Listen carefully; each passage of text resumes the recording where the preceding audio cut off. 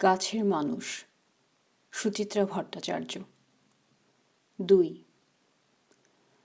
আদিত্য ফেরেনি, কবে ফিরবে তার ঠিকও নেই।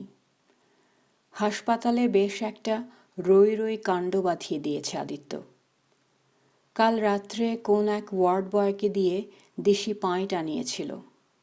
মনের সুখে চড়িয়েছে রাতভর। ব্যাস, শেষ রাত থেকে ব্যথা শুরু। দুপুর থেকে কড়া সিডেটিভ দিয়ে ফেলে রেখেছে ডাক্তার। ইন্দ্রাণী আর বাপ্পা যখন হাসপাতালে গিয়ে পৌঁছয়, আদিত্যর ঘোর তখন সবে কাটছে। কুঁই কুঁই করছে যন্ত্রণায়। ভিজিটিং আওয়ার, ওয়ার্ড ভর্তি রুগীদের দর্শনার্থী। অনেকেই আড়ে ঠাড়ে আদিত্যর বিছানার দিকে তাকাচ্ছে। রুগীরা চাপা স্বরে শোনাচ্ছে আদিত্যর কীর্তিকলাপ। বেশ কয়েকটা নার্সও হেসে হেসে ঢলে পড়ছে ওর গায়ে। মাথা কুটে মরতে ইচ্ছে হচ্ছিল ইন্দ্রাণীর। কি অপমান, কি লজ্জা! রুনা ইন্দ্রাণীর কাঁধে হাত রাখল। আর ভেবে কি হবে, যাও হাত মুখ ধুয়ে এসো, কি হাল হয়েছে মুখ চোখের। ইন্দ্রাণী বসেই রইল বিছানায়, নড়ল না। খাটের এক পাশে পা ঝুলিয়ে তিতিরও গুম। সব শুনে কেমন যেন ভেবলু মেরে গেছে মেয়েটা। ও ঘরে বাপ্পাও চুপচাপ শুয়ে পড়েছে আলো নিবিয়ে। সুদীপ দরজায় এসে দাঁড়ালো। একটু চা দিতে বলো তো। রুনা স্বামীর দিকে ফিরল। এখন চা? একবারে রাতের খাওয়া সেরে নিলে হতো না? সবে তো 9টা, বলো না একটু। মাথাটা একদম জ্যাম মেরে গেছে। বৌদিকেও দাও, যা টেনশনটা গেল। রুনা মিনতিকে হুকুম করে ঘুরে এলো। তোমরা সেই ওয়ার্ড বয়টাকে ধরতে পারলে না? কাকে ছেড়ে কাকে ধরবো, সব কটাই তো সমান। তবু লোকটার তো একটা শাস্তি হওয়া উচিত। ইন্দ্রাণীর ঠোঁটের ফাঁকে শুকনো হাসি ফুটল। একজন লোভে ছোকছোক করছিল, আর একজন তাকে সাপ্লাই দিয়েছে। দোষ তো দুজনেরই। এটা একটা কথা হলো দিদি, পেশেন্ট বিষ চাইলে তুই তাকে বিষ এনে দিবি? টাকা পেলে কেন দেবে না? রোজগার করতে গেলে অত বাছ বিচার চলে না। কিন্তু আমার প্রশ্ন একটাই, দাদা ওখানে টাকা পেল কোত্থেকে? এই কথা তো মাথায় আসেনি। ইন্দ্রাণী চকিতে মেয়ের দিকে তাকালো। মেয়েও চমকে তাকিয়েছে মার দিকে। দুদিকে ঘাড় নেড়ে ডুকরে উঠল মেয়ে। বিশ্বাস করো, আমি দিইনি। ইন্দ্রাণী কঠোর চোখে দেখছিল মেয়েকে। তোর কাছে চেয়েছিল? তিতির চোখ মুছল। না। ইন্দ্রাণীর বিশ্বাস হলো না। কাল সে যখন নার্সের সঙ্গে কথা বলছিল, অনেকক্ষণ আদিত্যর কাছে একা ছিল মেয়ে। তখন যদি দিয়েও থাকে, মেয়ে কি স্বীকার করবে? সুদীপ খাটে এসে বসেছে। ফিরেই স্নান টান সেরে সে এখন বেশ তাজা। ফর্সা পাজামা গেঞ্জি পরেছে। গায়ে বডি টালকের হালকা হালকা ছোপ, সুবাস। একটা সিগারেট ধরালো সুদীপ। তোমাকে একটা কথা বলবো বৌদি। কি? আমার পরামর্শ শুনবে? কাল যদি দেখো দাদা খুব একটা ইমপ্রুভ করেনি, তাহলে স্ট্রেট নার্সিংহোমে ঢুকিয়ে দাও। না হলে বলো, আমি ব্যবস্থা করছি। ইন্দ্রাণী ঠান্ডা চোখে সমবয়সী দেওরের দিকে তাকালো। কি লাভ? সেখানেও ঠিক একটা ওয়ার্ড বয় জুটে যাবে। বড় জোর দেশির জায়গায় বিলিতি আসবে। তোমার সবসময় কেমন নেগেটিভ অ্যাটিটিউড বৌদি। শুভাশিসদা বলে দিলে নার্সিংহোমে 24 আওয়ার্স ওয়াচে রাখত। একটা 45 বছরের লোকের যদি নিজের ওপর নিজেরই না কন্ট্রোল থাকে, অন্য লোক ওয়াচ রেখে কতক্ষণ ঠেকাবে? অ্যালকোহলিক পেশেন্ট নিয়ে কি এসব অভিমান সাজে বৌদি? আই মাস্ট সে, তোমার শুভাশিসদার অ্যাডভাইসই শোনা উচিত ছিল। ব্লু হেভেনে থাকলে একদিনে দাদা পুরো ফিট হয়ে যেত। ইন্দ্রাণীর চোয়াল শক্ত হলো। যেখানে মানুষের জোর, সেখানেই মানুষের দুর্বলতা। এই কথা কে বোঝে? কথা ঘোরানোর জন্য বলল, কাল যাই, দেখি, তারপর যা ভাবার ভাবা যাবে। বেশি ভেবো না, ডু সামথিং। আর তুমি যা নিয়ে চিন্তা করছো সেটার জন্য কোনো প্রবলেম হবে না। আমি অফিসে মেডিকেলের জন্য যা পাই তাতে বাবার ওষুধপত্র কভার করেও কিছু পড়ে থাকে। So I can provide you something. বলতে বলতে ইন্দ্রাণীর চোখ দেখে একটু হোঁচট খেল সুদীপ। এমনি না নাও, take it as a loan. সে হবে ক্ষণ। ইন্দ্রাণী উঠে পড়ল। তুমি তো আছোই। বাই দ্য ওয়াই, সুদীপও দাঁড়িয়েছে। আমাদের কি কারোর আজ রাতে হাসপাতালে থাকার দরকার ছিল? ডাক্তার তো সেরকম কিছু বলল না। শিথিল পায়ে ইন্দ্রাণী বাথরুমের দিকে এগোলো। সুদীপ যেন আজ বড় বেশি চিন্তিত হয়ে পড়েছে দাদাকে নিয়ে। সুদীপের প্রকৃতির সঙ্গে ঠিক মিলতে চায় না ব্যাপারটা। প্যাসেজের বাঁ দিকে পাশাপাশি দুটো বাথরুম, সমান সাইজের। সুদীপেরটা অনেক আধুনিক। গিজার, টেলিফোন শাওয়ার, কমোড কি নেই। গত বছর বাথরুমের দেয়ালে ইটালিয়ান টাইলস বসিয়েছে সুদীপ, সঙ্গে বাহারি বেসিন, আয়নাও। তুলনায় ইন্দ্রাণীর বাথরুম বেশ শ্রীহীন, সাদামাটা। শুধু বেসিনের আয়নাখানা দারুণ চকচকে। বেসিনটাও রোজ নিজের হাতে বেসিন আয়না পরিষ্কার করে ইন্দ্রাণী। আয়নায় ইন্দ্রাণী নিজেকে দেখছিল। সামনের অগাস্টে তার বয়স হবে ৩৯, কিন্তু এখনও তার ত্বক বিস্ময়কর রকমের মসৃণ। তার ছিপছিপে শরীর এখনও প্রায় নির্মেদ। ছোট্ট কপাল, ঘন ভ্রু, ডিম্বাকৃতি মুখ। এত পরিশ্রমেও তার চেহারা এতটুকু টাল খায়নি। এখনও অনায়াসে তাকে ৩০-৩০ বলে চালিয়ে দেয়া যায়। নিজের দিকে তাকিয়ে থাকতে থাকতে মাথার পাশের শিরা দুটো আবার দপদপ করে উঠল। শরীর জুড়ে অসহ্য জ্বালা জ্বালা ভাব। টান মেরে একে একে দেহের সমস্ত আবরণ খুলে ফেলল ইন্দ্রাণী। ফুল ফোর্সে ছেড়ে দিল শাওয়ার। মরুভূমির তৃষিতা নারীর মতো স্নান করছে সে। প্রতিটি জলকণা শুষে নিচ্ছে রোমকূপে। আহ, আরাম, আরাম, আরাম। শরীর কিছুটা শীতল হওয়ার পর ইন্দ্রাণী চেঁচিয়ে মেয়েকে ডাকল, তিতির, আমার একটা শাড়ি সায়া দিয়ে যেত। সাদা ব্লাউজটাও। তিতির দরজার ফাঁকে জামা কাপড় গলিয়ে দিয়ে বলল, তাড়াতাড়ি বেরো, মিনতিদি চা রেখে গেছে। চায়ে চুমুক দিয়ে ইন্দ্রাণীর শরীর মন আরও ঝরঝরে হলো। না, চাটার খুব দরকার ছিল। সন্ধ্যের মা রাতের রান্না সেরে চলে গেছে। এ সময়ে চা খেতে হলে ইন্দ্রাণীকে নিজেকেই বানাতে হতো। প্যাসেজের এ পাশটায় কাঠের টেবিলে ছোট্ট স্টোভ রাখা আছে, সঙ্গে টুকটাক কাপ ডিশ বাসনপত্র, চা, গুঁড়ো দুধ, চিনি। লোকজন এলে লাগে। স্টোভটা পাম্প স্টোভ। তিতিরকে পারতপক্ষে ইন্দ্রাণী ওই স্টোভে হাত দিতে দেয় না, তিতির চাইলেও। পাশের বাড়িতে খুব জোরে টিভি চলছে। হিন্দি সিরিয়ালের সিংহনাদে হুম হুম 10 দিক। উত্তরের জানলার পর্দা সরানো। ওপারে থমকে আছে তরল অন্ধকার। তাপ বিকিরণ করে করে শীতল হচ্ছে পৃথিবী। তিতির ঘরে নেই। টেবিলের ওপর ডয় পরীক্ষার খাতা। ইন্দ্রাণী খাতাগুলো গুনছিল। এখনও ৩৮টা দেখা বাকি। তার স্কুল বাংলা মিডিয়াম। এখনও অ্যানুয়াল পরীক্ষার রেজাল্ট বেরোয়নি। সামনের বৃহস্পতিবার নাগাদ বেরোনোর কথা।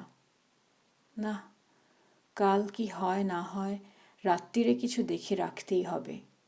দিয়ে দেবে সোমবার। স্কুলে তার দেরি নিয়ে কোনো কথা উঠুক একদম চায় না ইন্দ্রাণী। ইন্দ্রাণী খাতাগুলো খাটে রাখল, রোল ধরে সাজাচ্ছে। টিকটিক স্কুটারের আওয়াজ হচ্ছে নিচে। বিপুল শব্দ তুলে গ্যারেজের শাটার উঠছে। নামল। প্রেস মেশিনের পাশে রাত্রে স্কুটারটা রাখে কন্দর্প। একটা খাতা শেষ করার আগেই কন্দর্প উপরে হাজির, ঠোঁটে শীষ, হাতে ঘুরন্ত চাবি। চেয়ার টেনে বসল। কি, বড় সাহেব আজ খুব খেল দেখিয়েছে তো? ফাজলামি করো না, আমি মরছি নিজের জ্বালায়। আরে এ হলো বিগিনিং অফ দ্য এন্ড। ধসছে। ঝট উঠে আয়নার সামনে দাঁড়িয়ে চুল ঠিক করছে কন্দর্প।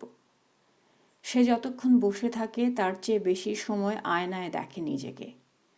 তার গোঁফ দাড়ি সবসময় মোলায়েম করে কামানো, টকটকে ফর্সা রং, চ্যাপ্টা নাক, ঈষৎ ঢুলু ঢুলু চোখ, একেবারে ইন্দ্রাণীর সুন্দরী শাশুড়ির বসানো।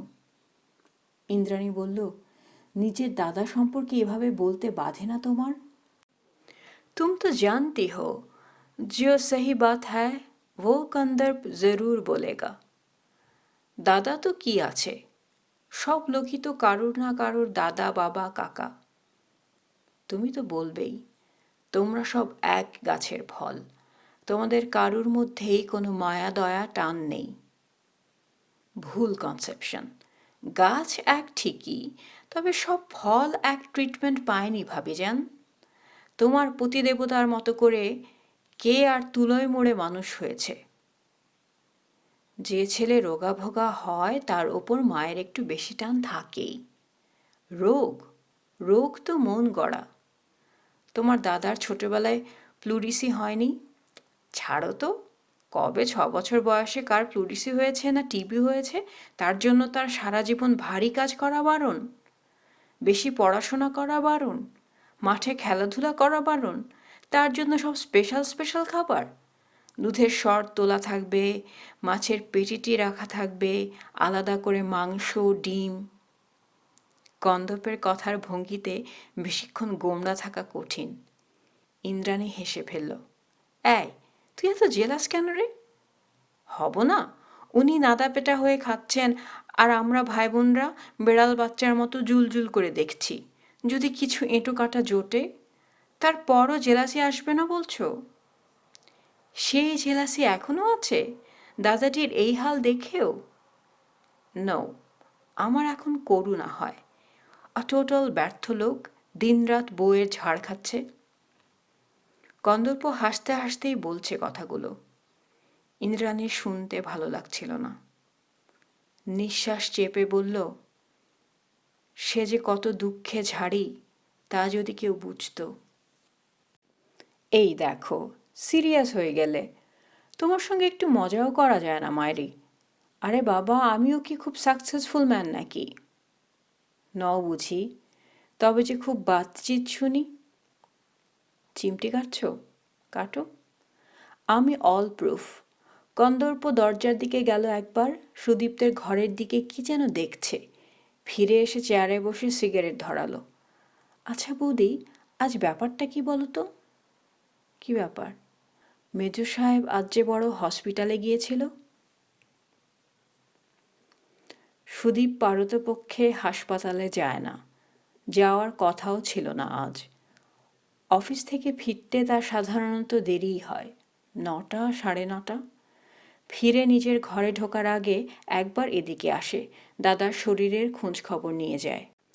আজ বাপ্পাই ঘাবড়ে গিয়ে হাসপাতাল থেকে ফোন করেছিল সুদীপকে, ইন্দ্রাণীকে না জানিয়েই। জানলে কখনো ফোন করতে দিত না ইন্দ্রাণী।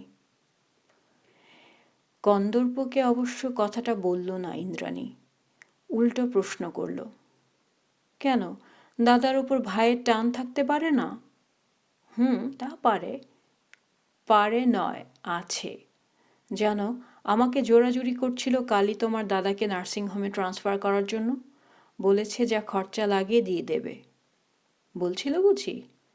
কন্দর্প খানিকটা অন্যমনস্ক হয়ে গেল, যেন কিছু ভাবছে। সিগারেটটা চেপে চেপে নেবালো অ্যাশট্রেতে। উঠে দাঁড়ালো। খেতে যাবে না? যেতে তো হবেই। আমি এগোচ্ছি, তোমরা খাওয়ার ঘরে এসো। কন্দর্প চলে গেল। আদিত্যর খাটের উল্টো দিকে বাপ্পার সিঙ্গল খাট। খাটে ভোঁস ভোঁস করে ঘুমোচ্ছে বাপ্পা। তিতির কী সব লিখছে টেবিল চেয়ারে বসে। ইন্দ্রাণী ঘরে ঢুকে ছেলেকে ঠেলল। এই, ওঠ, খাবি না? বাপ্পা অল্প নড়ল। চল বাবা, খেয়ে আসবি, চল। চোখ রগড়াতে রগড়াতে উঠে বসল বাপ্পা। কটা বাজে? অনেক বাজে, চল। দুপুরের পর থেকে তো কিছু পেটে পড়েনি। খাটের প্রান্তে বসে 19 বছরের শরীরটাকে নিয়ে কিঞ্চিত কসরত করল বাপ্পা। ছেলেটার ওপরেও বেশ ধকল গেছে আজ। সে এসবে একটু অভ্যস্ত নয়, করতে ভালোও লাগে না তার। সুদীপ এসে না পৌঁছানো পর্যন্ত বিস্তর ছুটাছুটি করতে হয়েছে তাকে। ডাক্তার, ওষুধ, একটা ওষুধ তো আবার 8-9টা দোকান ঢুঁড়ে আনতে হয়েছিল। তার উপর আবার ছেলের মানেও লেগেছে খুব। তিতির কখন নিঃস্বারে নিচে নেমে গেছে। বাপ্পাও টলতে টলতে এগোচ্ছে। আলো পাখা নিভিয়ে ঘর দুটো টেনে দিল ইন্দ্রাণী। সিঁড়ির সামনে এসে সুদীপদের ঘরের দিকে ইন্দ্রাণীর চোখ চলে গেল। হাওয়ায় পর্দা উঠছে। রুনা নাইটি পরে ক্রিম ঘষছে মুখে। খুব লো ভলিউমে শব্দ বাজছে টিভির। সুদীপ দেখছে বোধহয়। তিতির গ্যাসে খাবার দাবার গরম করে নিয়েছে। খাওয়ার আয়োজন খুব সামান্য। রুটি, বিকেলের ঘুগনি, ডিমের কারি, স্যালাদ। বাপ্পা স্যালাদ খেতে ভীষণ ভালোবাসে। 4টে প্রাণী নিঃশব্দে খাচ্ছিল। বরফ ভাঙতে কন্দর্প মাঝে মাঝে খুচখাচ রসিকতা জুটছিল তিতিরের সঙ্গে। ঠিক জমছিল না। নিজেও যেন ঠিক উৎসাহ পাচ্ছিল না কন্দর্প। তিতির প্রায় কিছুই না খেয়ে উঠে গেল। ইন্দ্রাণীরও মুখে তেমন রুচি নেই। একটা রুটি আর একটু ঘুগনি বহুক্ষণ ধরে খুঁটল সে। বাপ্পাই শুধু গোগ্রাসে খাচ্ছে। ঝড়ের গতিতে গোটা 7 রুটি খেয়ে ফেলল। নিজের ডিম শেষ করে হাত বাড়ালো মায়ের ডিমের দিকে। পুরনো আমলের ঢাউস ফ্রিজ ইন্দ্রাণীর ভাগে পড়েছে। খুব একটা ঠান্ডা হয় না আর। রিলেটা প্রায়ই গন্ডগোল করছে। ইন্দ্রাণী পড়ে থাকা খাবার ফ্রিজে তুলে বাসনকোসন সিঙ্কে নামালো। ওপরে ওঠার আগে জয়মোহনের ঘরে গেল একবার, রুটিন মাফিক। হালকা নীল নাইট ল্যাম্প জ্বলছে ঘরে। স্ত্রী মারা যাওয়ার পর থেকে পুরোপুরি ঘর অন্ধকার করে ঘুমোতে পারেন না জয়মোহন। ভয় পান। আবছা আলোয় মানুষটাকে ভালো ঠাহর হচ্ছিল না ইন্দ্রাণীর। পায়ে পায়ে মশারির খুব কাছে গেল। জয়মোহনের চোখ বন্ধ। সমান বিরতিতে উঠানামা করছে জীর্ণ খাঁচা। হঠাৎ দেখলে বৃদ্ধ আদিত্য বলে ভ্রম হয়। একই রকম লম্বাটে গড়ন, ভরাট চৌকো মুখ, তীক্ষ্ণ নাক, প্রশস্ত কপাল, চিবুকের কাছটা সামান্য ছুঁচল। ইন্দ্রাণী তাকিয়ে তাকিয়ে দেখল খানিকক্ষণ। ঘুমন্ত মানুষকে কি যে অসহায় দেখায়। ড্রিপ লাগানো অসুস্থ মানুষকেও। আদিত্য কেমন ছেত্রে পড়েছিল হাসপাতালের বেডে, নির্জীব, প্রতিরোধহীন। সন্তর্পণে দরজা ভেজিয়ে বেরিয়ে এলো ইন্দ্রাণী। সিঁড়ির দিকে এগোতে গিয়ে কি যেন ঠেকল পায়ে। শুকনো পাতা একটা। কাল বিকেলে ছোটোখাটো কালবৈশাখী এসেছিল। তখনই বোধহয় উড়ে এসেছে। ইন্দ্রাণী পাতাটা তুলে ফেলে দিল। ঠিক তখনই আবার কন্দর্প ডাকল, বৌদি। ইন্দ্রাণী কন্দর্পের দরজায় এলো। কি হলো? এই টাকাটা রাখো, 500 আছে। ইন্দ্রাণী হেসে ফেলল। বাবুর খুব আঁতে লেগেছে বুঝি? সত্যিই তুমি এক্কেবারে ছেলে মানুষ। কন্দর্প মাথা চুলকোল। তা নয়, টাকাটা তোমাকে আমি আগেই দিতাম। গত মাসে চাঁদিপুরে ওই বইটার শুটিং করতে গেলাম না, সে যে গো ছোট পিসিমা। 2000 দেওয়ার কথা, 800 পেয়েছি। তাও ব্যাটাররা দিতে চায় না, 500 ঠেকাচ্ছিল। ইন্দ্রাণী আবারও বলল, তুমি আর বড় হলে না। আবার ঠাট্টা করছো? নাও, টাকাটা রেখে দাও। এই মাসে আবার দেব। একটা টিভি সিরিয়ালে কাজ পাচ্ছি, হিরোর প্যারালেল রোল। একটু ভিলেন ভিলেন ভাব আছে। আমাকে কি ভিলেন বেমানান লাগবে বৌদি? লাগবে। ইন্দ্রাণী হাত বাড়িয়ে টাকাটা নিল। তোমাকে একমাত্র জোকারটাই ভালো মানায়। হাত পা নেড়ে হাসবে, লাফাবে, ডিগবাজি খাবে, গাছ থেকে ঝুলবে। বলতে বলতে মুখে আঁচল চেপে হাসছিল ইন্দ্রাণী। তোমাকে যা দেখাবে না। কন্দর্প ভুরু কুঁচকল। অত হেসো না, একটা গম্ভীর খবর আছে, স্কুপ। তোমার স্কুপ? মানে আবার কেউ তোমার প্রেমে পড়েছে? ইন্দ্রাণীর হাসির দমক বাড়ছে। আবার তো ল্যাং খেয়ে হাত পা ভেঙে পড়ে থাকবে। এই নিয়ে কবার হলো? 33? আজ্ঞে না, এটা প্রেম প্রেম নয়, রিয়েলিটির স্কুপ। মেজর সাহেব একটা জম্পেশ মতলব ভাঁজছে, খবর রাখো। কি মতলব? ভেতরে এসো বলছি। কন্দর্পর ঘর ঠিক ব্যাচেলারদের ঘরের মতো নয়, বেশ সুশৃঙ্খল। ঘরের কোণে সেতার ঢাকা দেওয়া আছে, পাশে বাঁয়া তবলাও। র্যাকে কিছু নাটকের বই, টেবিলে ভিসিপি, কয়েকটা ভিডিও ক্যাসেট। ভিসিপি ওপরে নিয়ে গিয়ে মাঝে মাঝে ক্যাসেটগুলো দেখে কন্দর্প।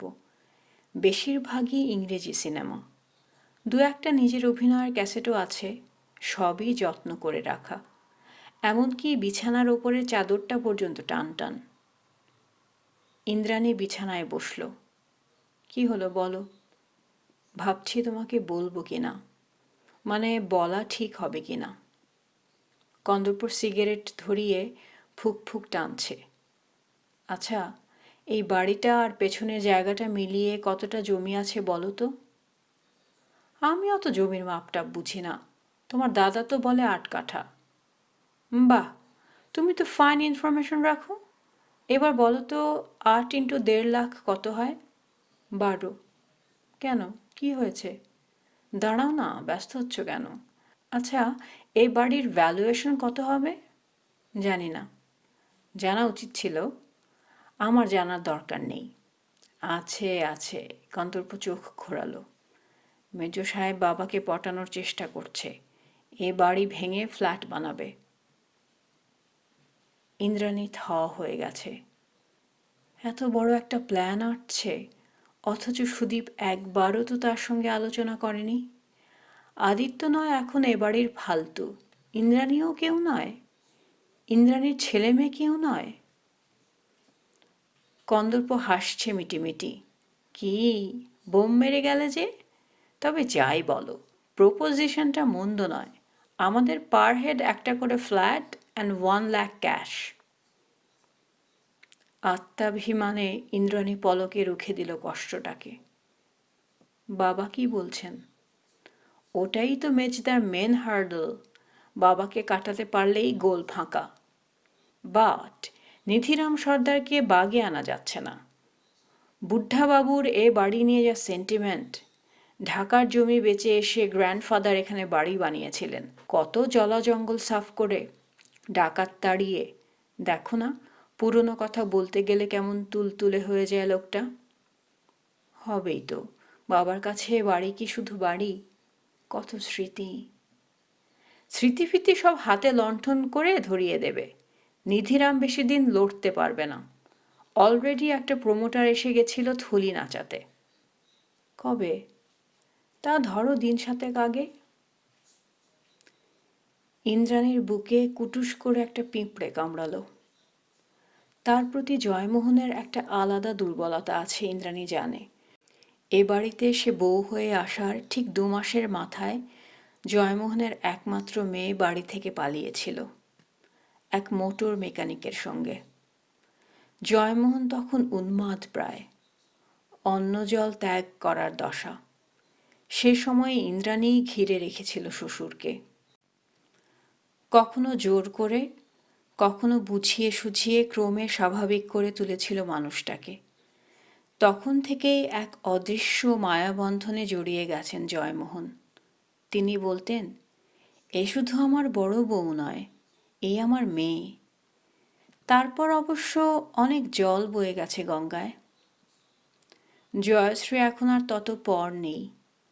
তার সন্তানটি জন্মানোর পরেই জয়মোহন দাঁতে দাঁত চেপে ক্ষমা করেছিলেন মেয়েকে।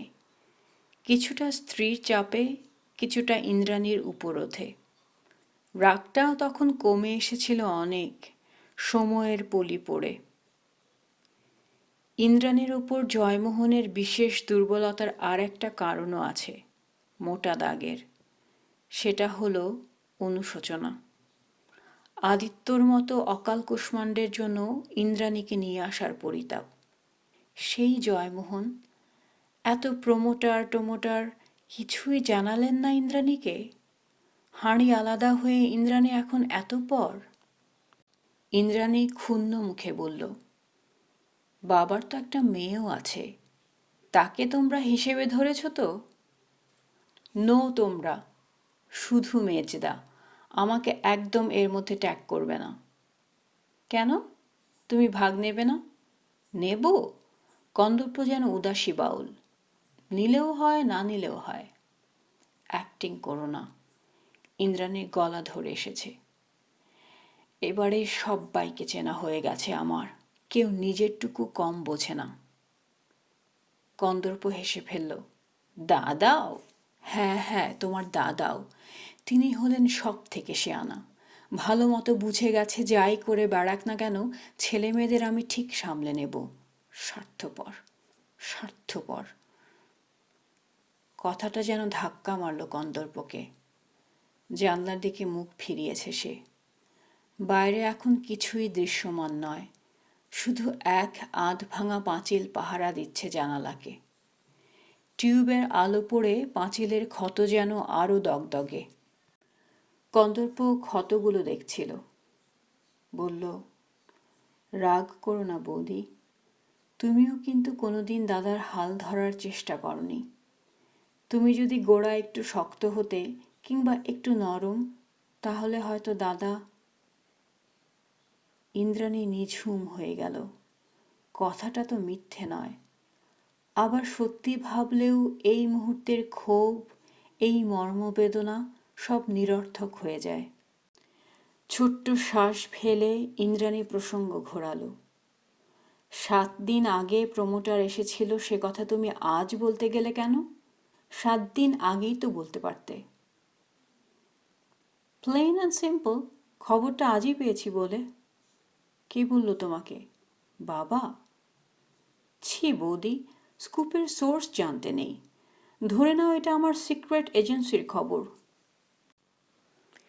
ইন্দ্রাণী উঠে পড়ল। কন্দর্পকে এখন খুঁচিয়ে লাভ নেই। তার এই দেওরটি মাঝে মাঝে কথা নিয়ে এরকম রহস্য করে, আবার মন হলে নিজেই ব্যাক করে বলে ফেলে সব কিছু। এটাও বলবে। রাত গাঢ় হচ্ছিল। শহরের কোলাহল এখন অনেক ঝিমিয়ে এসেছে। হঠাৎ হঠাৎ রাস্তা মাড়িয়ে উদ্দাম ছুটে যাচ্ছে কোনো সাইকেল রিকশা। তার হর্নের তীক্ষ্ণ আর্তনাদ পলকের জন্য ছিঁড়ে দিচ্ছে স্তব্ধতাকে, রাত চড়া পাখির মতো। যান্ত্রিক শব্দ ছড়িয়ে একটা ইলেকট্রিক ট্রেন পার হলো ঢাকুরিয়া। বোধহয় শেষ ট্রেন। ক্রমশ বিলীয়মান তার আওয়াজ দীর্ঘক্ষণ রেশ রেখে দিল ঘরের বাতাসে। একটা হিংস্র মশার বাহিনী হৈ হৈ করে বেরিয়ে পড়েছে। কাজে কর্মে জেগে থাকা মানুষকে তারা একটু তিষ্ঠতে দেয় না এ সময়ে। গান শোনায় আর পিন ফোটায়। তাদের এড়াতে মশারির ভেতর বসে খাতা দেখছিল ইন্দ্রাণী। ঝড়ের গতিতে 9টা খাতা দেখে ফেলল। 10টা, 11টা। ক্লাস 9-এর ইংরেজির খাতা। বেশ মন দিয়ে দেখতে হয়। উফ, এখনো 27টা। ইন্দ্রাণীর শরীর ভেঙে আসছিল। পাশে তিতির অঘোরে ঘুমোচ্ছে, গুটিসুটি মেরে। ছোট থেকেই মেয়েটার এরকম কুঁকড়ে শোয়ার অভ্যেস, যেন ঘুমের মধ্যেও অরক্ষিত, যেন আত্মরক্ষা করছে। আচম্বিতে ফোন বেজে উঠল।